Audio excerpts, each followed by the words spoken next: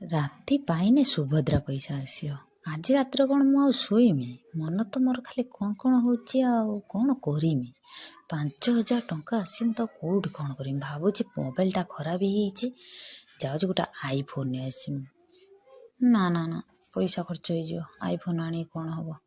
କୋଲକାତା ଦୁର୍ଗା ପୂଜା ଦେଖିବା ପାଇଁ ପଳେଇମି ଭାବୁଛି। ସେଇଟା ହିଁ ଠିକ୍। ଦୁର୍ଗା ପୂଜା ଦେଖତେ ଯିମି, ବୁଲିକି ଆସିମି। ନା ଥାଉ, କାନ ଫୁଲଟା ଭାଙ୍ଗି ଯାଇଛି, ନହେଲେ କାନ ଫୁଲଟାକୁ ବନେଇ ଆଣିଲେ ନହେଲେ ଭଲ ହେବ। ନାଇଁମି ନହେଲେ ଆଉ କ'ଣ କରିମି। ନା ଥାଉ, ଭଦ୍ରକ ପଳେଇମି, ସପିଂ କରିକି ନେଇ ଆସିମି।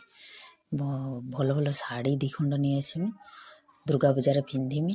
ସେଇଆ କରିମି ଆଉ। ନହେଲେ LIC ପଇସାଟା ଦେଇଦେମି। ହଉ, ନହେଲେ 5,000 ଟଙ୍କା ମୁଁ କେଉଁ ବାଟେ ଖର୍ଚ୍ଚ କରିମି ନିଜେ ବି ଜାଣିପାରୁନି। ରାତି ପାଉ 5,000 ଟଙ୍କା କ'ଣ କରିମି ସେ କଥା ଭାବିମି। ରାତି ପାଇନେ ସୁଭଦ୍ରା ପଇସା ଆସିବ।